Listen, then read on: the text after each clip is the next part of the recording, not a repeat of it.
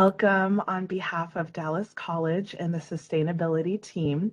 My name is Faye Davis, and I am joined by my team members, Sonia Ford and Lori Dela Cruz Lewis, who are all working in the background. And we are also grateful to be joined by our Dallas College WebEx support team. Thank you. So let's go ahead and get started. Today's session is Saving the Whales with the Cetacea Conservation Center. I would like to introduce your speaker, Elsa Cabrera. Elsa Cabrera is Executive Director of the Chilean NGO Cetacea Conservation Center that works in scientific research, community development, and policy-making projects related to marine conservation since 2001. Elsa began working with whales in 1997 as a photographer and videographer of dolphins in northern Chile. She became concerned about the lack of regulations for their protection in Chile, and along with her partner, Barbara Galletti, created CCC. After 20 years, the organizations have achieved several conservation goals, like the creation of the National Whale Sanctuary in Chile in 2008, the prohibition of cetaceans in captivity in the country, the regulation of whale watching operations at the national level, and the integration of the services provided by whales to the functioning of the ecosystem and the decision-making processes of the International Whaling Commission. Thank you so much for joining us, Elsa. Please go ahead and get started whenever you're ready. Good morning, good afternoon, everyone. And thank you so much for the Dallas College and the Dallas College Office of Sustainability, and especially to Georgie and Faye, Nakia, and everybody that has been assisting for this meeting to be possible today, and for the opportunity to share with you our work in marine conservation and its relation to the United Nations Development Goal 14, that it's life below water.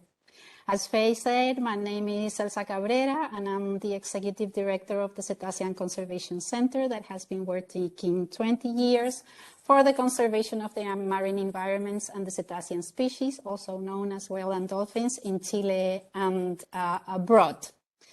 But first, I would like to tell you where I live and work. And I hope I got this map over here good. I think around here must be Dallas, and very farther to the south is Chile. Chile is a very long and narrow country that on the east is sheltered by the incredible Andes mountain range, and on the west, its coasts are washed by one of the richest marine environments in the world, the Pacific Ocean, the Southeast Pacific Ocean. These nutrient-rich waters have been sustaining the life of hundreds of marine species for millions of years, including the largest marine animals on the planet, like the great blue whale. As a result, Chile has one of the most extraordinary diversity of cetaceans that are also known, as I said, as whale and dolphins, with 50% of the species present in its territorial waters. This diversity and richness of whales have accompanied the country history, from one of the most important whaling nations to a leader now in their protection and conservation at a global level. And this is the story of whaling and our current relationship with whales that I would like to share with you today. But before I start, I would like to refer to the history and purpose of the United Nations Development Goals, especially goal number 14, which is why we are here today. The Sustainable Development Goals, or SDGs, were born at the United Nations Conference on Sustainable Development in 2012. The objective was to produce a set of universal goals to meet the urgent environmental, political, and economic challenges facing our world. 3 years later, world leaders from 193 member states of the United Nations adopted a historical plan entitled Transforming Our World, the 2030 Agenda for Sustainable Development, which includes the 17 Sustainable Development Goals, or SDGs. And on January 1st, 1216, the SDGs officially came into force, consolidating a roadmap to end global poverty, build a life of dignity for all, share prosperity, empower people's livelihoods, ensure peace, and heal our planet for the benefit of the present and the future generations.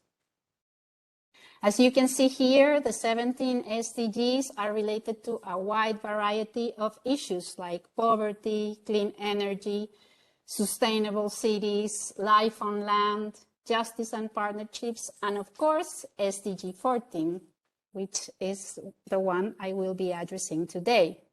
And although they are not legally binding, governments are expected to establish national frameworks for achieving the SDGs goals in the next 15 years.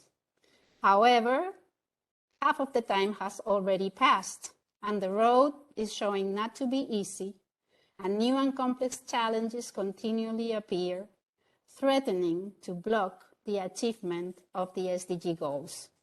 But I truly think there is hope, and I think that whales are a perfect example worth knowing about. SDG 14 is oriented to conserve and sustainable use the oceans, seas, and marine resources for sustainable development, to promote equity, protect the environment, and develop the economy. Nothing could be farther from that goal than the ancient history of humans with whales. However, nothing could be closer to reaching this goal than the current relationship between humankind and these gentle marine mammals. It has been a long and sometimes sad and always very challenging story, but it is a story that, as I said, it fills us with hope.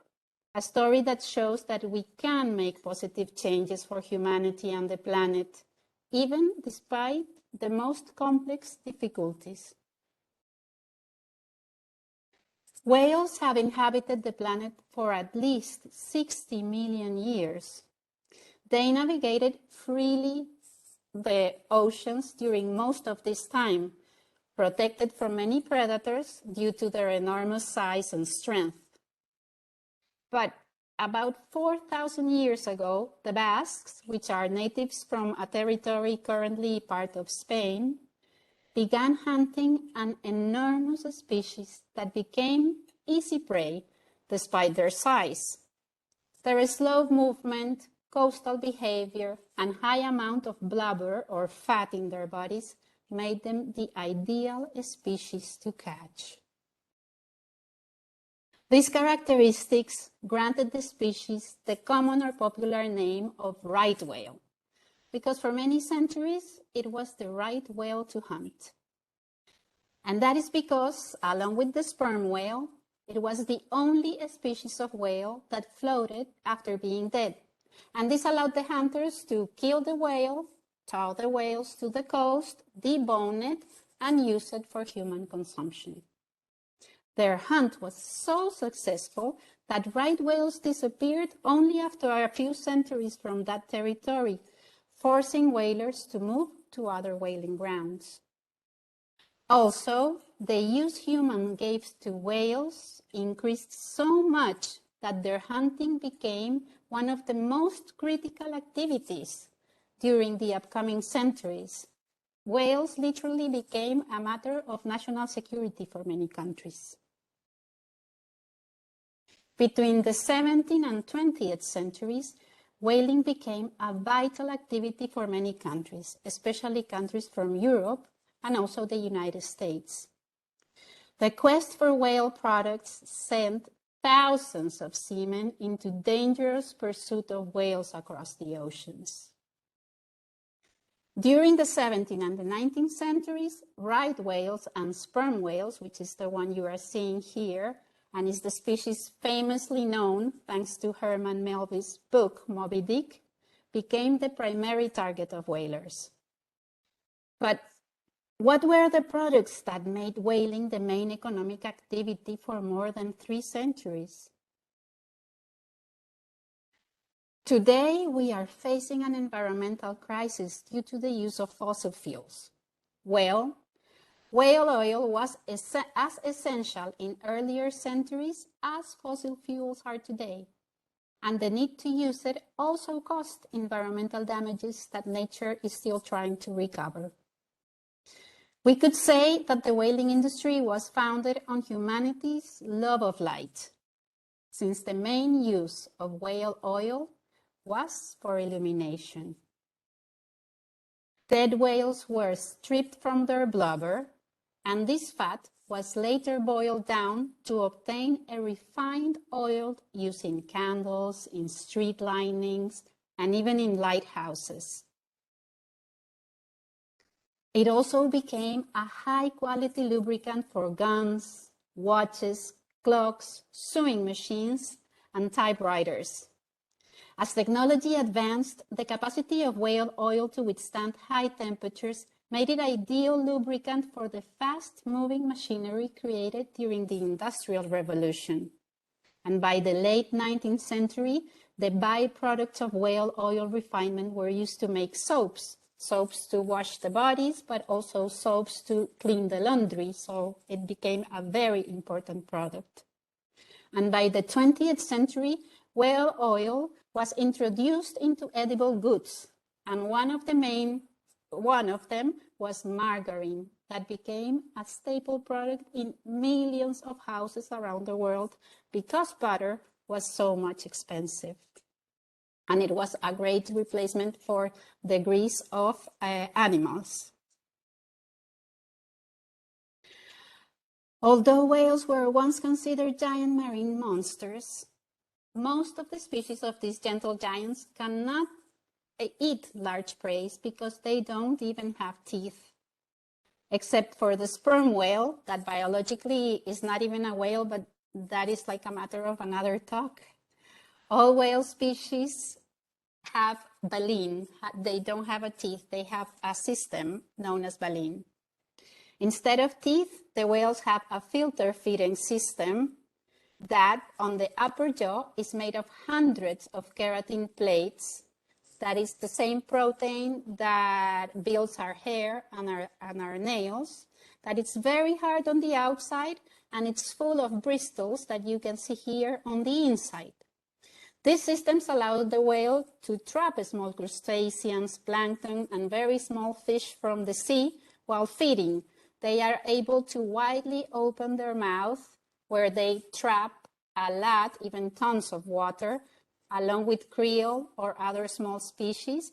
And then they lift their tongue and the water goes out and the food stays in the bristles. They can't go out, they get trapped, and then they can swallow their food. And thanks to their perfect combination of flexibility and sturdiness, just much like plastic today, baleen whale became a really hot ticket for the fashion industry, which used it to produce round skirt hoops and the corsets that gave women that hourglass figures that we know from centuries ago. And while it started as a byproduct of whaling, the market for baleen whales soon became a driver of the whaling industry itself, as it turned out to be the primary material to make umbrellas, parasols, and even women's hats. As Michael Dyer, curator from the New Bedford Museum, Whaling Museum in Massachusetts, says in 2020, fashion maintained the whaling industry up to the 1890s. Baleen whales were also transformed into fishing poles, crossbow, buggy whips, and the springs on horse-drawn carriages, which millions of people used around the world, making this industry a huge industry. Due to time, I have only mentioned a few of the main uses of whales, so you can imagine by now the enormous amount of pressure put on by the whaling industry to the whale populations around the world. And as the whaling industry found new uses for these animals, so did the technology capacity that increased, and also the whaling vessels technology and capacity was better. By the late 19th century, high-speed steam vessels and the invention of this grenade that you can see here on the left, the grenade harpoon, that was an invention that not only penetrated the whale when it was shot, but it has a grenade inside that inflated the whale with air once it hit the whale. So it allowed the whale to float once it was dead. It's a terrible invention that really made the whaling industry more effective. And also the retractable stern that you can see on the right, that made that the whales that you can see floating there because of the air that was injected by the cannon could be lifted and towed to the boat where they could be processed immediately. And that's really made the industry more effective. So all this technology allowed the whalers to reach remote and new whaling grounds like the Southern Ocean. And it also enabled the harvest of species that couldn't be captured before because they were too fast, they didn't float, including, of course, the blue whales. And unfortunately, this combination meant a lot of trouble for the future of whales. By the early 20th century, whale populations had been decimated around the globe. This situation was aggravated by the absence of regulations to prevent the extinction of the most sought-after species. Although many of the whale products we saw before were gradually being replaced by fossil fuel and vegetable products, pressure on whales continued, since their enormous body still renders substantial profits for the industry. Whaling countries that were concerned more about safeguarding their economic interests than the conservation of whales, of course, began to make several attempts to regulate the industry at an international level. The first attempt occurred in 1931 when 26 countries gathered to create the Geneva Convention of Regulation of Whaling under what it was known, the League of Nations, that now it was replaced by the United Nations.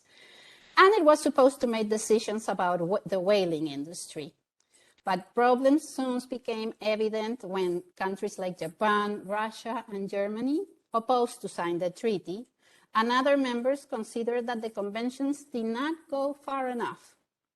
And writer Alison Kim Perry said about this treaty, it was like putting a Band-Aid on a gunshot wound, but at least it was a start. A second treaty, the International Agreement for Regulation of Whaling, was created in 1936. Still, once again, countries like Japan refused to abide by the agreement.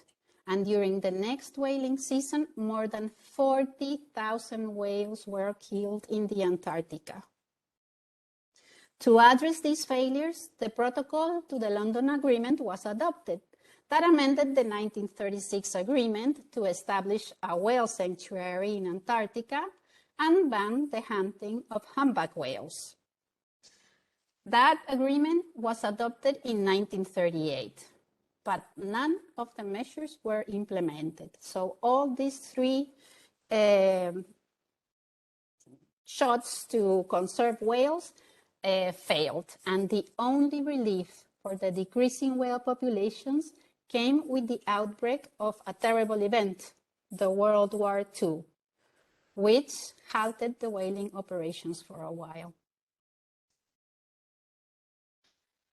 After the end of the war, whaling countries came together again to try and regulate an industry that could soon disappear if effective measures against the overexploitations of whales were not taken urgently. As a result, in 1946, 13 countries signed the International Convention for the Regulation of Whaling that created the International Whaling Commission, an international body that still runs today, but has a lot more members. It now has 88 member states.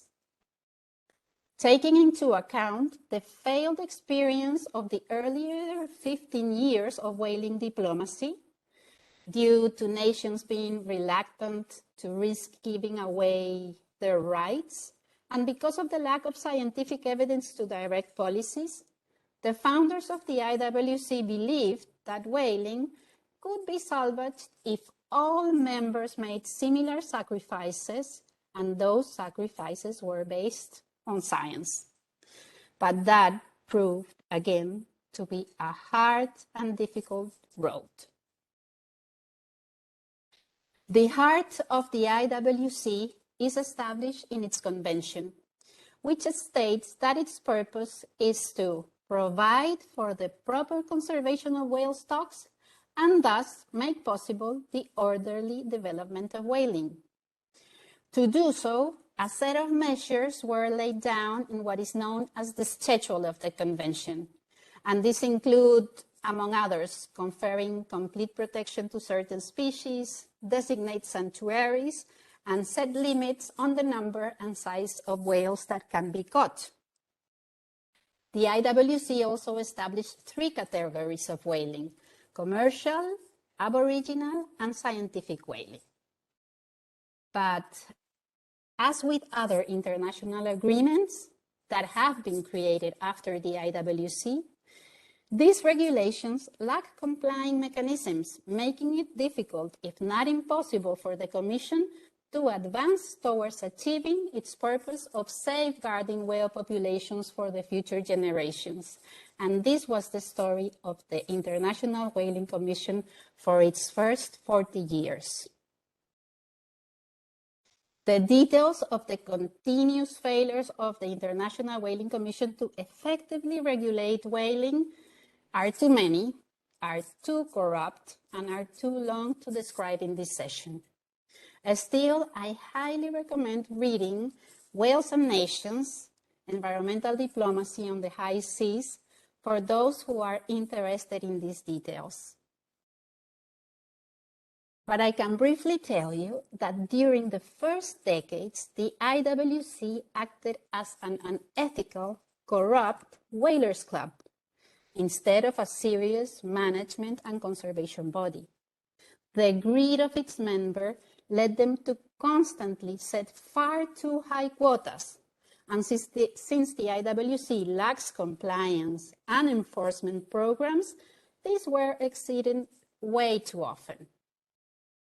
The management shortfalls resulted in the continued depletion of species after species, from the bigger one to the smaller, the blue whale, the fin, the British, the humpback whale, all driven to the brink of extinction. In particularly, massive declines occurred in the Antarctic during the 1960s, where the peak was reached in 1962 with over 66,000 whales killed in one season alone. And remember, these are marine mammals that they breed very slowly. It's not like a fish that they lay hundreds of eggs. They only have a calf every 3 years or so, and not all the calves survive. So you can imagine what impact it had to kill so many whales in one season only. Consequently, it became increasingly hard for the whalers to find enough whales to kill to keep the industry alive and profitable. Each season, the whaling vessels had to navigate farther away to encounter less number of whales and smaller whales. So it was finally the economic extinction of several species of whales, and not whale conservation, that led the IWC to the successive protection of whales from hunting. For example, humpback whales were granted protection in 1963, blue whales in 1967, sei whales in 1979, and sperm whales in 1981. And while the number of whales kept disappearing in the ocean due to the incapacity of the IWC to achieve its purpose, an increasing movement demanding their protection began to raise its voice really, really loud. Widespread concern about whaling was developed almost overnight. In 1970, few people cared about whales, but with only 2 years, tens of thousands of people worldwide were writing to their governments, but participating in massive public protests and donating money to the anti-whaling movement. By 1972, the Save the Whales movement became a rallying cry for millions of people around the world. But what moved these people? For a start, all whale products used by the whaling industry were already fully replaced by fossil fuel and vegetable products. Whales were no longer a matter of national security for any country or industry. So their unsustainable slaughter was no longer justified. Also, whales became a symbol of human greed. If we could drive this gentle giant to extinction with impunity, then clearly we had to rethink our whole relationship with the planet. The rise and complexity of the Save the Whales movement had an unexpected diplomatic impact that turned into the cornerstone for the adoption of one of the most important conservation measures in the history of international agreements, which is the moratorium on commercial whaling.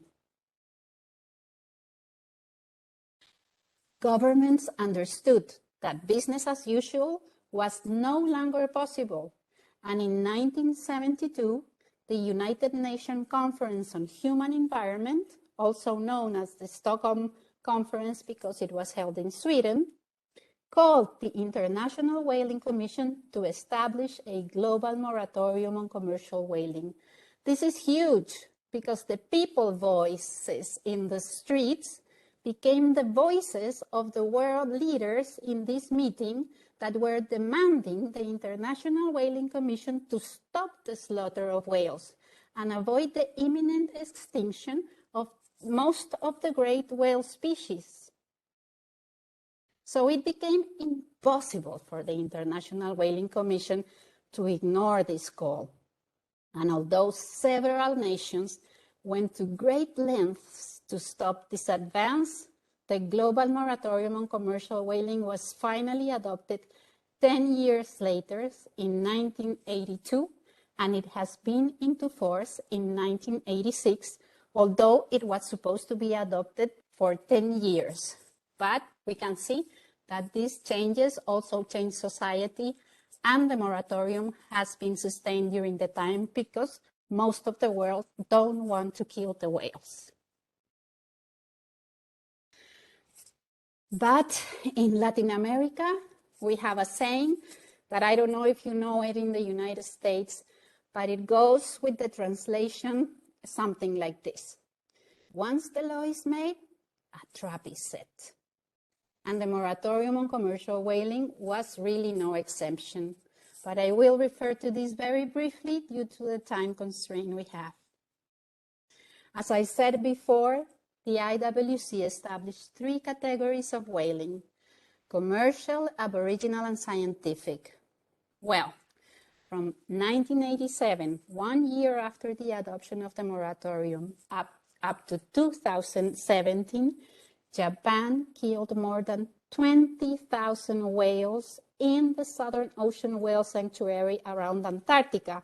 Yes, in a whale sanctuary that was created by the IWC in 1994 to protect whales from whaling. But Japan argued that they were doing these killings, massive killings of whales, for the purposes of science, for scientific research, although the whales ended up being sold in commercial locals in Japan and then served in different dishes. Since the Commission don't have legal mechanisms to stop this, it went into decades of resolutions and many, many attempts to try to stop these illegal activities. But it was not until Australia presented a case against Japan at the International Court of Justice in 2012, and the ruling of the court against Japan in 2014, that the Asian country gradually stopped whaling, and finally the Southern Ocean Whale Sanctuary is doing what it was intended to do, protect whales. Later, in 2018, Japan left the International Whaling Commission when it realized that its decades-long efforts to lift the moratorium and revitalize commercial whaling and the whaling industry were in vain. And why? Because the world, fortunately, had changed. So now that we have come this far, I think you might be asking, well, what does this story has to do with the SDG 14? For my part, I think it has to do with everything with SDG 14. First, it's worth noting that the global moratorium on commercial whaling is an unprecedented and historic measure. To date, no other international body has adopted such an effective conservation measure on an entire group of species. We can see that temporary moratoriums can be taken on a certain species of fish, but this really covers all whale species around the world. So it's really, really unprecedented. It's an example also. And I believe that these are the type of measures that are needed to be taken and adopted by the governments to surpass the problems that the SDGs have faced and to achieve their targets, which we can see here, the targets of SDG 14. So for me, only strong and effective measures like the moratorium will help us reach general goals of equity, conservation of the environment, and enhancement of the economy that are the heart of the SDG goals. Regarding the environment, for example, the moratorium on commercial whaling was essential to allow a species and population of these marine mammals to rebound, some of them even close to pre-whaling levels, like the humpback whales.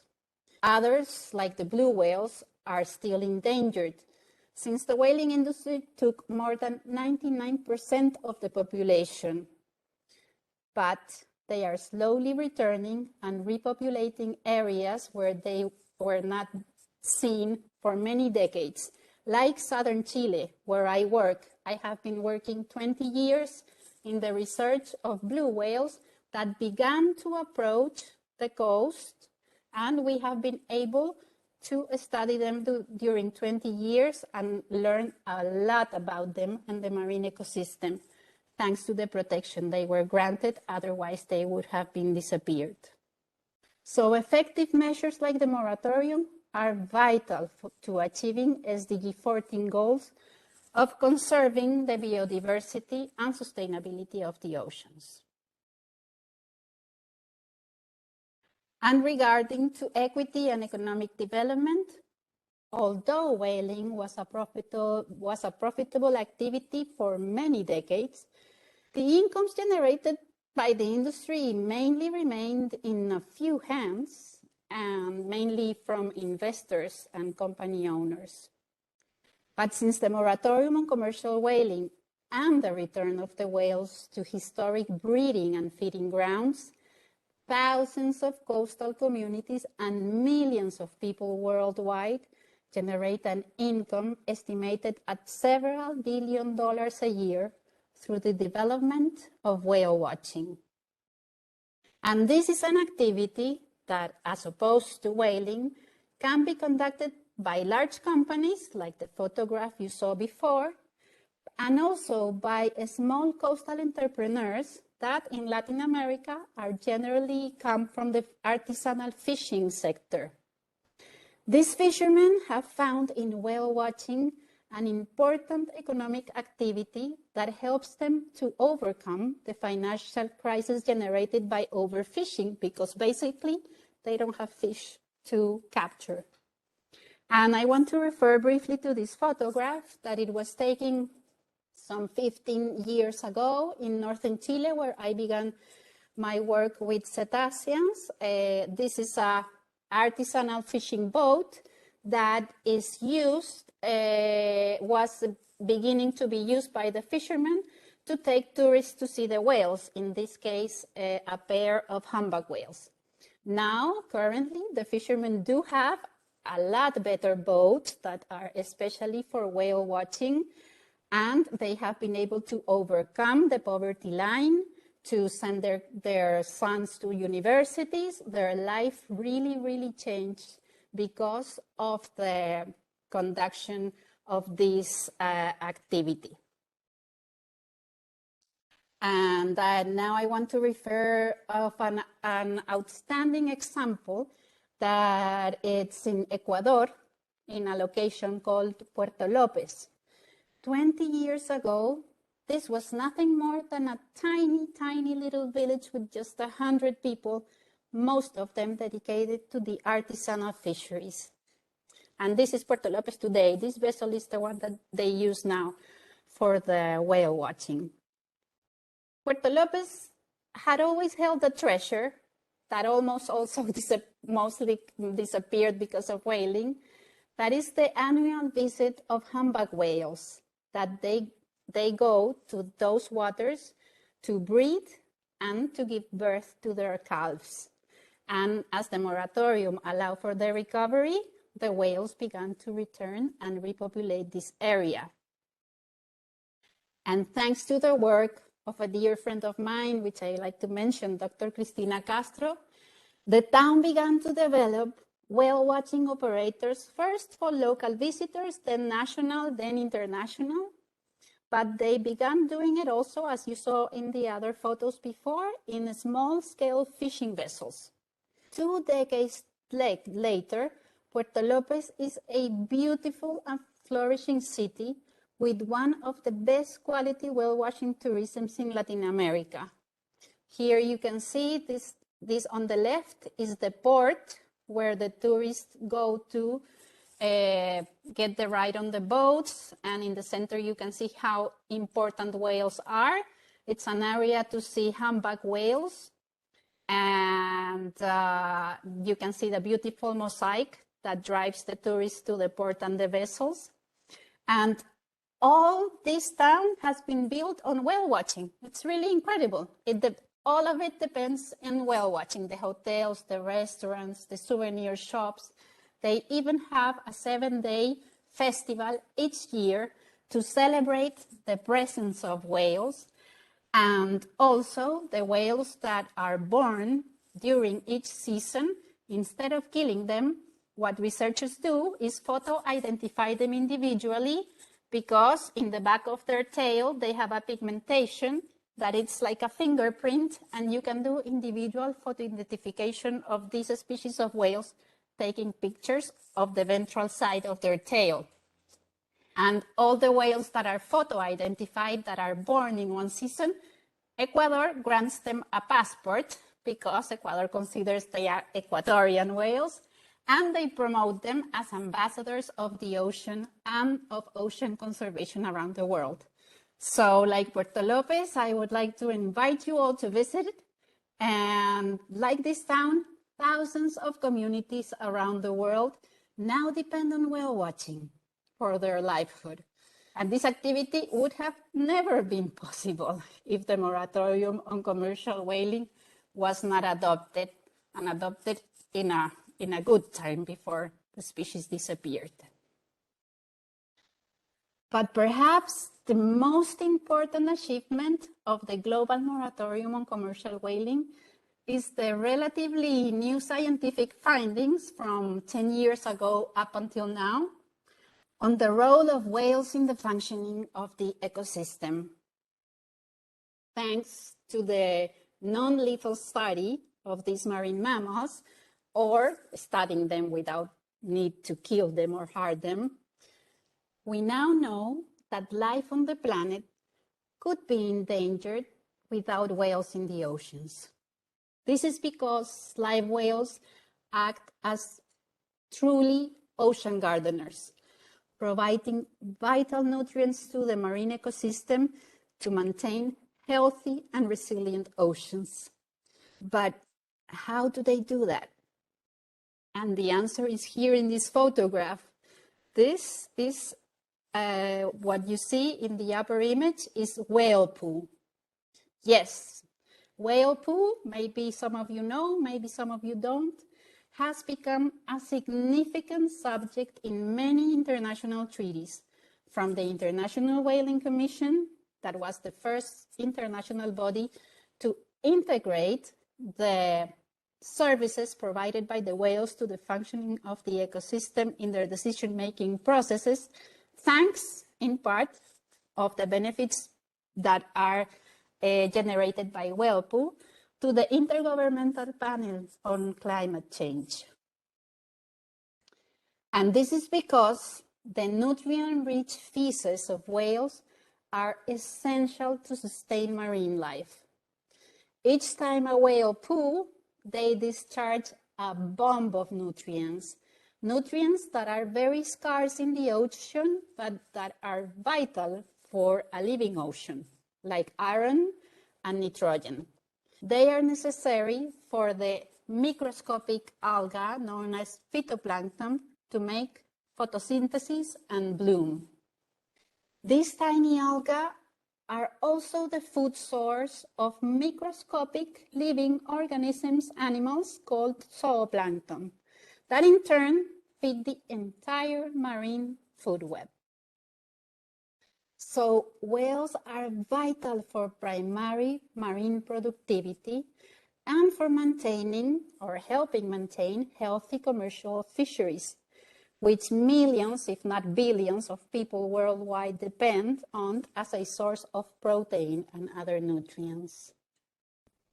In this sense, I would like to say that the moratorium has done its part in helping maintain healthier fisheries, but we must move toward meeting other SDG 14 targets, such as, for example, ending subsidies, fishery subsidies, to ensure that commercial fish stocks can recover and be managed sustainable over time. But this is not all. And I want to invite you now to close your eyes and breathe deeply 2 times.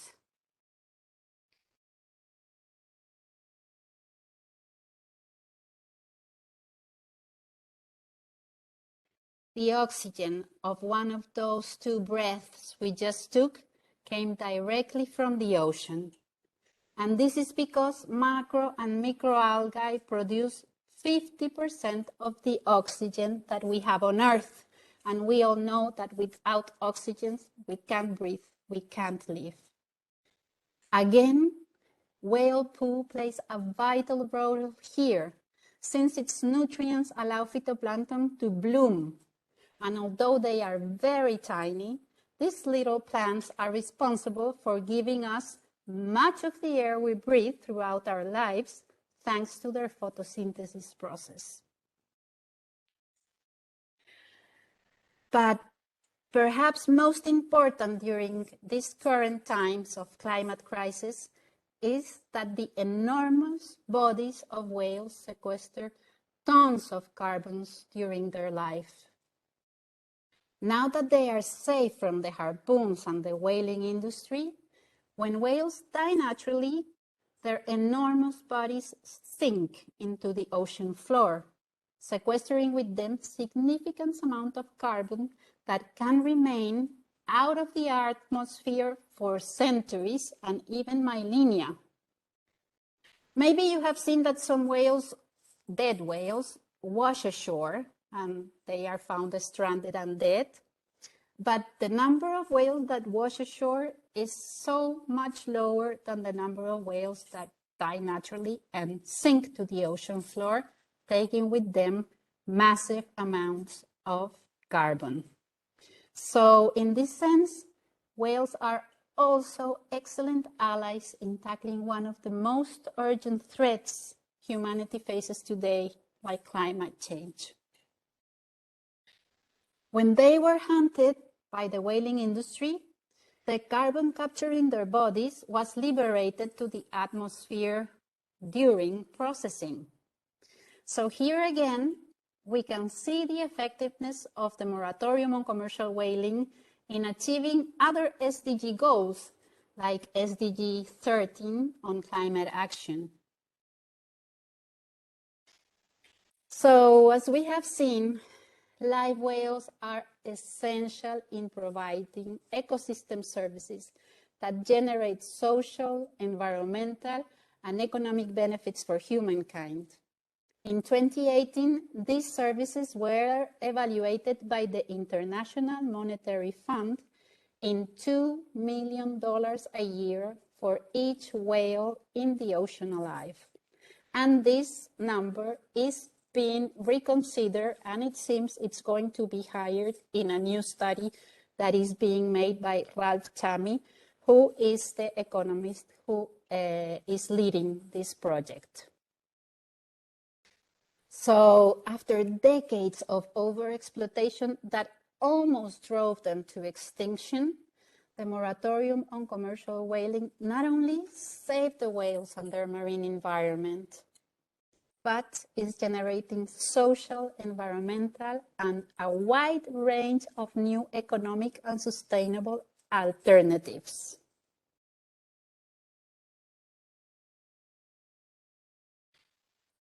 The history of the International Whaling Commission resembles the history of so many international bodies and agreements that are filled with good intentions, but are unable to comply with the regulations and much less achieve their own purposes or goals.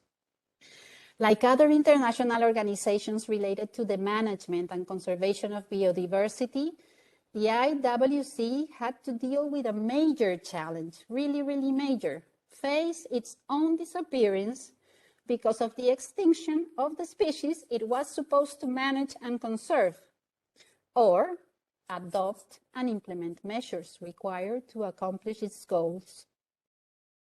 The good news is that the IWC showed that even under the grimest scenario, these changes are possible. Today, you, me, and everybody around the world can enjoy directly or indirectly the benefits of the global moratorium on commercial whaling. And for the first time in history after the moratorium, the IWC is achieving its goal on managing and conserving whale populations for the well-being of future generations. And that it's really, really remarkable. So now it's time to embrace this experience and apply this knowledge to pressure our governments, to demand them to make the necessary changes to fulfill the UN 2030 Agenda for Sustainable Development and achieve the 17 SDGs, including, of course, life below water. But I guess we are all thinking, how can we do this? Everything seems so overwhelming. But as the history of the moratorium, and this is what I wanted to share with you today, showed, social movements are fundamental to making positive changes a reality. And as the American anthropologist Margaret Mead once said, never doubt that a small group of thoughtful, committed citizens can change the world, because indeed, it is the only thing that ever has. So, what are we waiting for? I invite you all to begin now and take this experience and try to move forward, achieving the goals that we need to reach to make this a sustainable planet. And with this, I want to thank you again all very much. And if you have any questions, please let me know. Thank you. Thank you so much, Elsa. This was absolutely fantastic, and I'm so grateful for you to be sharing all of this information with us. I know there's a lot that I personally did not know, and so I think this was very beneficial. And you do have quite a few questions, so let's go ahead and get started in the last 9 minutes to try to get through them. So the first question is, are these products made out of whale bone illegal now, or are they still in circulation? It depends because, as I said, there are some hunting that still goes on and is legal, like Aboriginal whaling, but the products by the Aboriginal communities from Russia and the United States under the IWC, they can't be commercialized. They have to be kept within the community. Although there is a sale of whale bone. I went to Alaska for an IWC meeting back in 2007, I think, and I could see that they were also being commercialized. So it's still difficult to regulate. But the moratorium has been very important, that because all of the species are protected and there's only this very few number of whales hunted under Aboriginal whaling, the illegal traffic of whales is very small. And also the CITES Convention, which is the convention for the regulation of the commercial of threatened species, has done a very good work in controlling any traffic of whale products. Thank you. Next question. Have you had the opportunity to swim with the whales yourself? When I began, yes, I began in 1997 doing some camera work for research of dolphins. And I was once in the water with my camera, and the people on the vessel said, the whale is coming to you. And I was very excited, but I was incredibly afraid because they are so big. And it really came very near, but because the waters of Chile are so high in productivity, they don't have this visibility that you see in other documentaries where you can see the whales almost like flying. Here you have like maybe 1-2 meters of visibility. So I just got to see the shadow of the whale, but I just love to see them in the boat also. Wow, that's amazing. I'm sure that was very scary. As a follow-up to that, I'm curious. So if you did get close enough to them, how would they react to divers? Like, are they kind to humans, or should we be afraid to swim with them? I think any activity should be studied before because of the threats that can have to humans and also the impacts that can generate to the populations. But there are countries where you can swim with whales, like in Australia. They put like a rope that the divers have to be attached. And it's a matter of if the whale wants to come and see you. It's more like human watching from the side of the whales than whale watching, because you can only stay put in one area. And if the whales decide to come and visit, it's a magnificent experience. So I think it's some people don't like whale diving or diving with whales or doing whale watching underwater. But I think that if all is studied before and regulated and sound measures are taken, it's worth, because it also generates income for communities like whale watching. And that really helps us stop the continuous intentions of countries like Japan to reopen this activity, which with the technology we have now would be fatal for the whale populations around the world. Thank you. The next question is, and I think you touched on this a little in your presentation, but how is the climate crisis affecting whale populations? And then the next question after that is, how is the plastic pollution in oceans affecting whale populations? Both are affecting because, for example, for us in the blue whale ground that we study in Chile, it's a feeding ground. We started 20 years ago, and we have seen a redistribution of the whales. We have seen a decline in krill, and gradually each year we also take individual photo identification of these whales, not as the humpback that it's the tail, but this is a pattern that they have, some spots that they have in their skin. And these spots are near the dorsal fin. And of course, that area covers all the backbone of the whale, the spinal cord. And we have gradually been seeing that an increasing number of whales, it's getting thinner. So they are getting less nutrients from the ocean. We have also seen an increase in the diving times for finding food. And we know that there are being current changes, and that also hotter waters are less productive than colder waters, and the temperature also in the ocean is rising.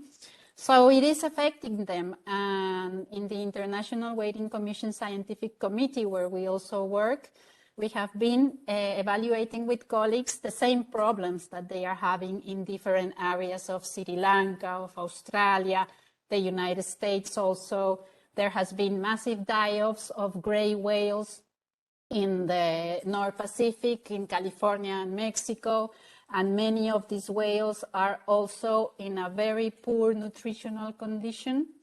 So we believe this is affecting them, and plastic also. Just like recent studies have found that we humans also have microplastic in our bodies, whales also have them. And other species of whales, or species like the sperm whale and minke whales that have washed ashore dead, regrettably, many of the strandings that we are seeing today around the world, when they slit the whale to make the necropsy and see what's in their stomachs, sometimes the whales have died because of overconsumption of plastic products. So this is also a big threat. And again, what we need are strong measures. And this, I invite everybody to keep this experience of the IWC, which was such a failure international body. It was really a shameful body, and how they turn around this story. And I think this is the situation of many international agreements now.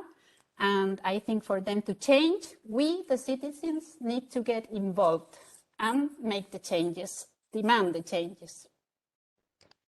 Thank you so much. And that actually leads into our next question. So Elsa, for the last question is, what are some actions as individuals, local businesses, or colleges?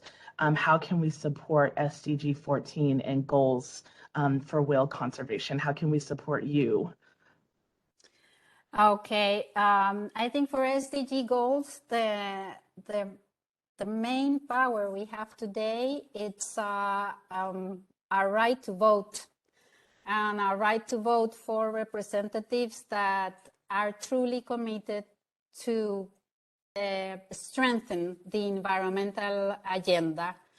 I think this is a very powerful tool, but it's also difficult to implement. And as for the work we do in CCC, for us, this opportunity of everybody to get to know our work, it's very, very valuable.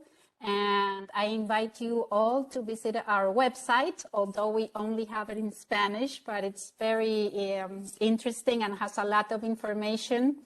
And for anybody who wants to donate to our work, that will be also very welcome. So thank you.